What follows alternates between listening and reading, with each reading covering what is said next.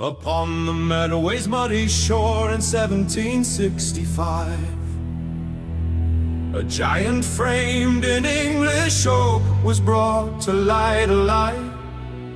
They called her Victory by name, a warship full of grace, designed to rule the stormy seas and hold a royal place. Her tall white masts reached toward the sky, her canvas stretched out wide, with 100 guns of heavy iron lined up along her side. 3 grand wooden decks she bore above the rolling sea, a floating fortress built to guard the kingdom of the free. Through years of chill and bitter spray, she answered every call, facing the Atlantic gales and standing through them all. At Ushant and Cape St. Vincent too, she proved her deadly might, a leader in the battle line, a bold and constant sight.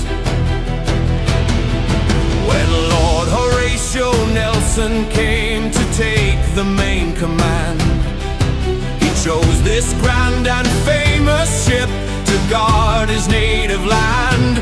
He walked upon her quarter deck with calm and steady stride, and every sailor on the deck stood tall with honest pride.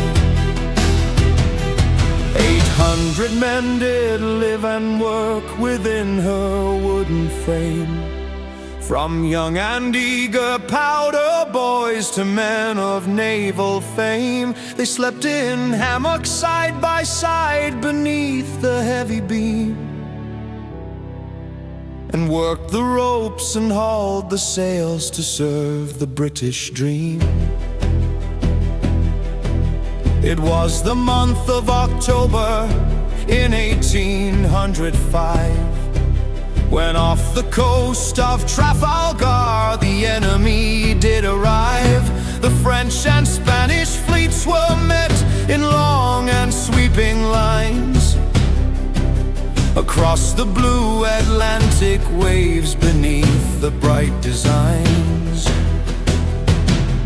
Lord Nelson raised a famous flag for all his men to see, a signal flown from victory that lived in history, that England expects that every man will do his duty well, and every heart grew brave and strong to face the shot and shell. She broke the enemy's long line and split their fleet in two, and poured her devastating broadside fire through and through. Her heavy cannons roared like thunder on the darkened sea, and smoke arose in heavy clouds to hide the agony. Beside the French ship redoubtable, she locked in fierce embrace, with musket fire and cannon shot in that small crowded place. High up within the enemy rigging sat a sniper taking aim, who shot Lord Nelson on the deck amid the smoke and flame. They carried him down to the dark beneath the waterline, where wounded men lay groaning soft along the ship's design, while Captain Hardy brought the news that victory was won. Great Nelson spoke his final words before his life was done. A mighty tempest gathered around to lash the broken fleet, and giant waves rose up to crash where sea and sky did meet. Battered and bruised with shattered masts, the ship held firm and tight, and towed through raging ocean storms into the dark of night.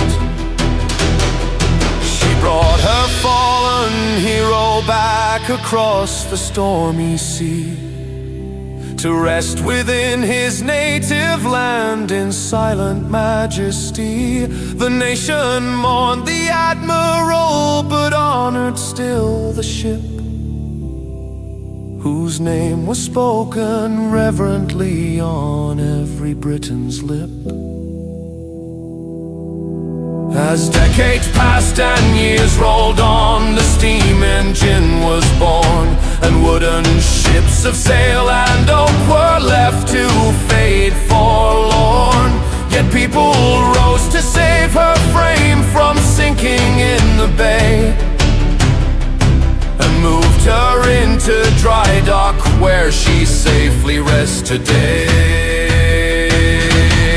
Now visitors from every land come walking on her deck, to marvel at the grand warship that survived the tide and wreck.